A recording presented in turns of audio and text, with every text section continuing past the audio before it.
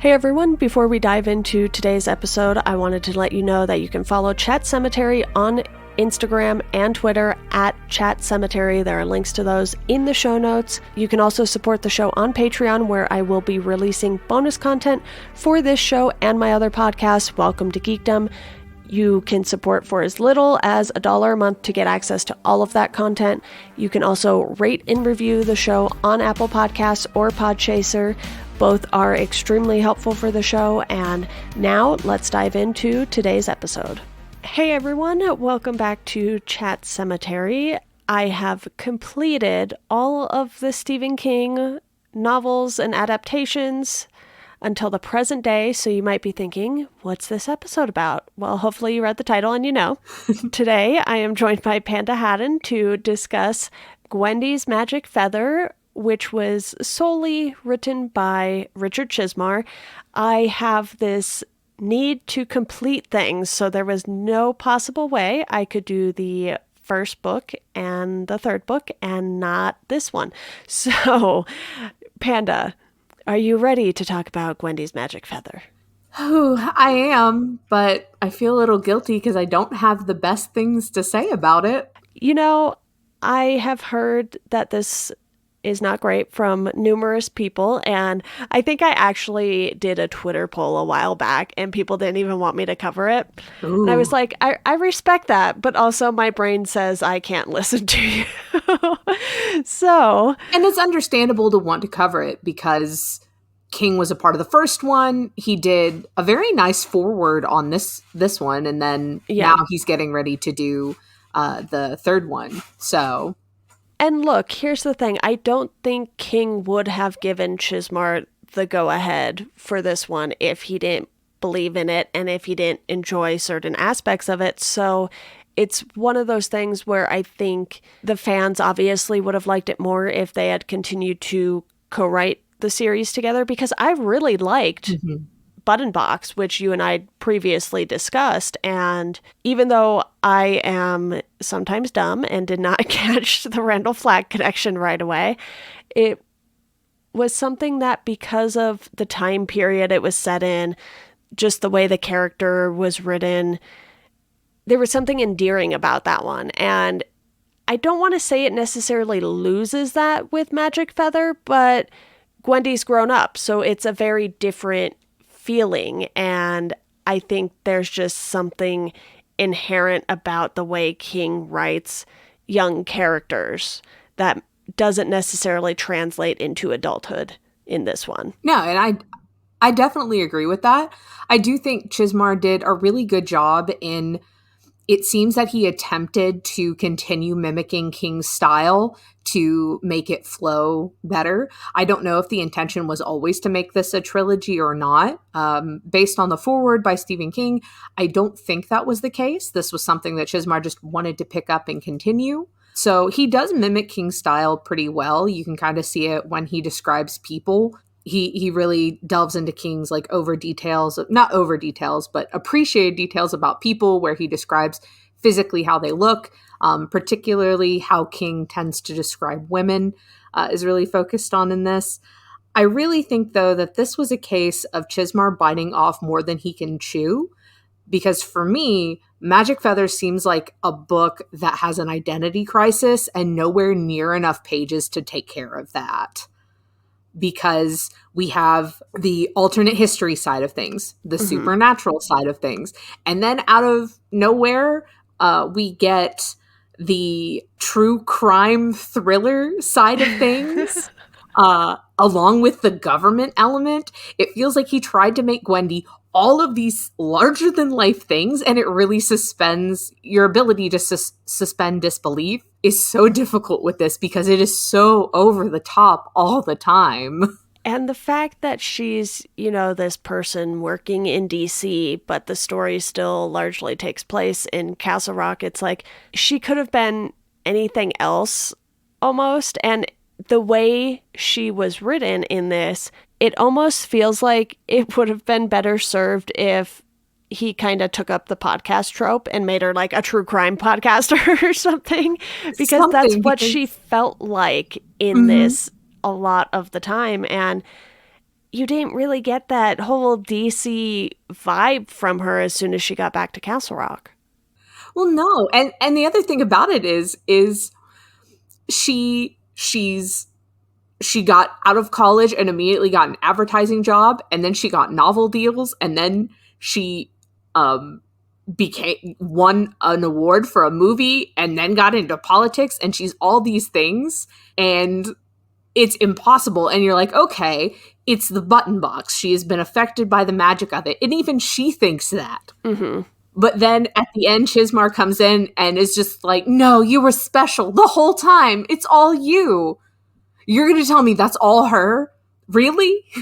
And I understand, like, I feel maybe he was trying to kind of nod towards King, but with a female character, slightly different, because, I mean, King has all the books, he has all the movies, as you obviously know.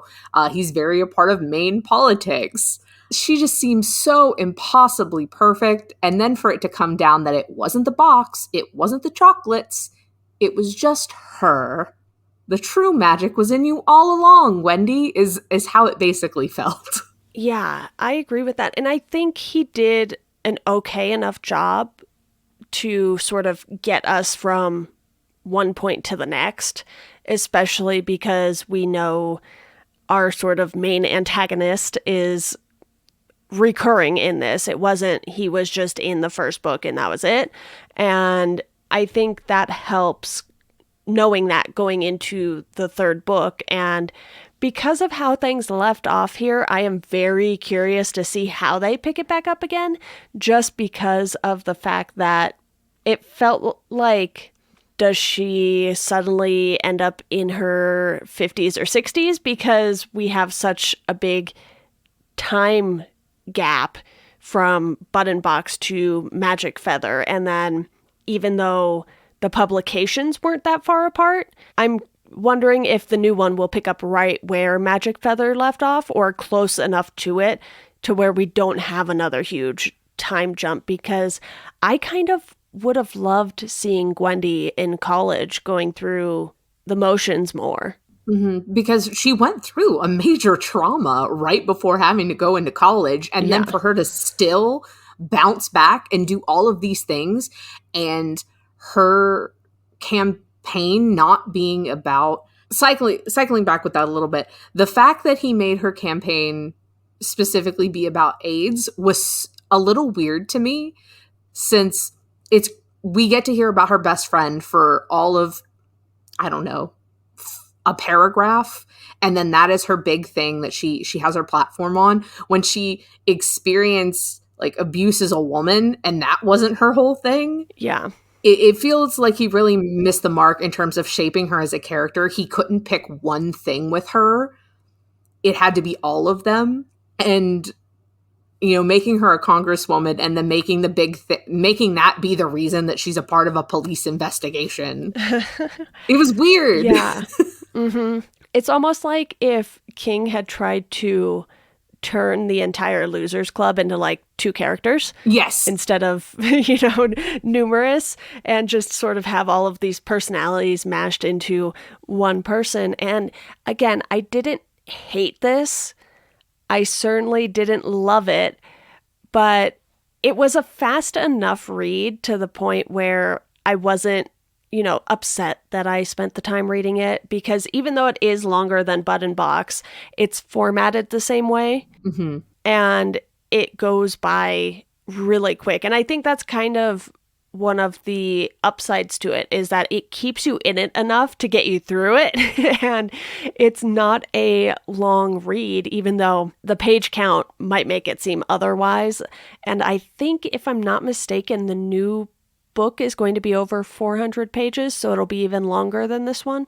Well, I'm interested to see how much of that is actual story pages, because although this does have more pages than Button Box, it still has the same thing where we have one paragraph chapters and pages that are almost completely blank or dedicated to artwork, which the artwork is great. I do appreciate that they brought that back with this, and I hope they continue it. But this really feels like a story that could have benefited by either being just a little bit longer or just being a full-length novel. It definitely suffers from middle of the trilogy. Yep. And being that it feels like we got nowhere with it. It is a quick read. You can knock this out in just a couple of hours, maybe even less if you're a quick reader. The start of it does go a bit slow because we're getting to know Gwendy again, and she's back in her adult life, and adult life is unfortunately kind of boring. And then as we get to the middle, it really hypes up. It's drawing you in with this crime, and then it's done. And that, I think, is the biggest crime of Magic Feather, is that we get all this exciting stuff that starts to happen, and then it's all just done. Yeah. It really feels like there was so much more that you could dive into with this. And maybe it was a matter of they knew previously, like they knew way before we did, that King was going to come back for the third one. And this was sort of just a hold you over in the meantime story. Not to say, Chizmar didn't want this to be loved by King fans, because of course that's the goal when you do something like this, especially with a character that was, essentially co-created with King. Mm-hmm. And I think it's just hard to have someone like King on a book with you and then go out on your own, and then to have him return, because it's like there's going to be a stark difference in the solo book no matter what. And I've read some stuff from Chizmar, and it's not that he's a bad writer by any means. I know a lot of people have been praising Chasing the Boogeyman, which I have on my shelf, but I haven't read it yet. But I do believe I read his novella Widow's Point, and he is certainly a good writer. I think this was just a tough situation to be in. I really think that he tried to put so much into it at once, because there are so many good elements that if he would have focused on them, they would have been great. I'm not a thriller reader, but I would read a whole series about the Tooth Fairy killer in this. Absolutely fascinating. And I'm so sad that we couldn't get any more depth to him, that we couldn't actually have the crime being solved. Instead, it was just the Shine saving everything and getting all the information that people needed. Yeah. I do want to talk about a couple things I did like, though. So for me, I really enjoyed Gwendy's relationship with her parents. I thought the banter between the three of them was done really, really well. And, she doesn't think she's this hotshot who's working in DC now and has had all this success. Instead, when she's back in Castle Rock, it's like she's just one of the people in town. And, she's treated a little differently by some people in town. Like, she's given priority in the hot chocolate line. and she doesn't want that. That is something that does definitely make her endearing. Yeah, so he definitely kept some of those qualities that I think you and I both enjoyed from Gwendy as a character in Button Box, and that part transferred really well, I think, because we didn't see a ton of her parents in Button Box. So that was something that I thought he built on really well, because you can tell that despite all of this time passing, and despite the fact that we didn't really spend a lot of time with her parents in the first book, she has this strong relationship with them, and she knows exactly how her parents are going to react in any given situation.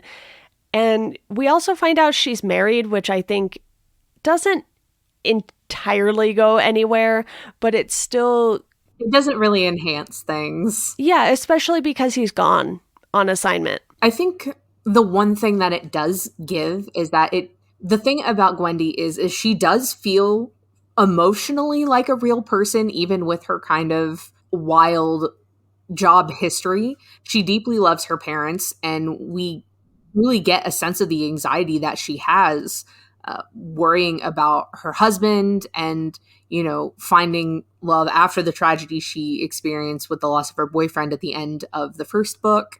She is a genuinely good person who loves the things that she does, even when it's difficult. I think at one point someone asked her to do something, and she thinks back to a quote from her mom where I believe she says something like, "It's not about what's hard, it's about what's right."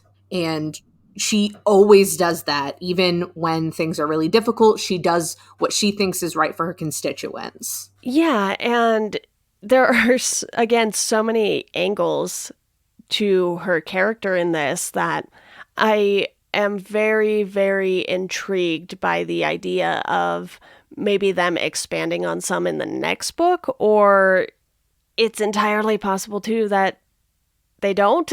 So I don't know what to expect really at all, other than a larger Dark Tower connection, because if I'm not mistaken, the tower's like on the book cover. That wouldn't be surprising at all. I'm really hoping that things can get fleshed out a little more, or at least we have a story that's more compact and doesn't leave us excited and then, suddenly stopped. Because like you, I don't hate this. I genuinely want to like it because there are so many elements that I want to like. It genuinely feels like going home to visit your family for the holidays, which is the whole reason she's back in Castle Rock. Chizmar does an amazing job referencing pieces of time in this alternate history that I love. I love the references to Britney Spears and the Backstreet Boys, the movie Groundhog's Day. He really sets it up to be pieces of this time. And as someone who, grew up in the 90s and could tell you exactly where I was in 1999 for New Year's Eve, like it hits a little different. It felt so grounded until, he gets to different parts where he just tosses the magical elements in willy-nilly without much, grasp. Absolutely. And we were talking a little before this, and we were like, this is going to be a short episode. And I think that's fine, because without King, there's not a ton we can talk about, because I don't want to compare them one-to-one, because I think they are fairly different writers in their own respects. And I also just don't think that would be fair to Chizmar to be like, well, you're not as good as this guy who's really good at what he does. Who has been really good at what he does for, I don't know, almost half a century, maybe 50 years or more. Yeah, I think we're getting close, because if I'm not mistaken, Carrie came out in 1974. Oh. So he's definitely been writing for longer than 50 years. But as far as that is wild. Official releases, we're approaching the 50-year mark here, which, that's a long time to be doing something, especially, to get to do something you love for that long, which is amazing. And still being able to do it and willing to do it. That's the big thing. I mean, King could have retired 20 times over. Exactly. He's been able to do so much and, still produce hits and have things be remade and come out. So, you're right. It isn't fair to compare Chizmar to him. I think ultimately Magic Feather, I think the whole Gwendy series is going to be something I feel that you should judge as a whole, because it feels like it's going to be just one story. And I want to guess right now, I'm putting it on the podcast, that the next book, I think we will have some kind of time jump in it, but I feel like it'll end with Gwendy in that nightgown, surrounded by friends, looking out the window as she passes away, looking at birds, just like the man in the black hat said. That is my guess. That's a good guess. I don't have a guess, but Panda, I know the new book comes out a few weeks after this episode drops, so I think for us, one, it'll be fun to sort of round out this trilogy together if you are willing to do that, but I think overall, reading the Gwendy's books so far has been a positive experience, I would say, because I have had King books that I read that I straight up did not like, and that was not how I felt about this. I sort of felt neutral about this, which isn't necessarily good, but for me, that's not necessarily bad either. Honestly, I'm on the same page with you on it. It wasn't a chore to read or anything like that, and it definitely had points where I was wanting to get through it quicker just because I was excited to see where it went. It wasn't a bang. It was just a soft fizzle for me. So I'm definitely looking forward to reading that third book. I think it comes out on February 15th. Yes. And I'm excited to read it, see how it changes and see how it rounds things out and talk with you about it. Awesome. Well, I think that wraps up this episode. Like we said, kept it nice and short here. So I will be back before Gwendy's final task, though, with a Q&A episode. I got some questions from Patreon supporters and some people on Twitter. And if you're listening to this and you still have a question you want to ask, definitely drop it in the Chat Sematary Twitter mentions, and I will hopefully be able to get to it if I don't do the Q&A before you're all listening to this. But Panda, thank you for joining me once again to talk about Gwendy. Absolutely. Thank you for having me. And congratulations on getting through all of the books and adaptations. Thank you. I put a little asterisk next to it because I did not do all of the Children of the Corn movies. I wanted to keep a little bit of sanity. No judge. No judge. I would say those don't even count at this point. I did the first 3, and you know what? Maybe you could make an argument for 6 because it brings back one of the characters from the first one, but we'll see. I mean, that's fair, but no judge at all. I don't think anyone will hold it against you. I don't think so either, but thank you again.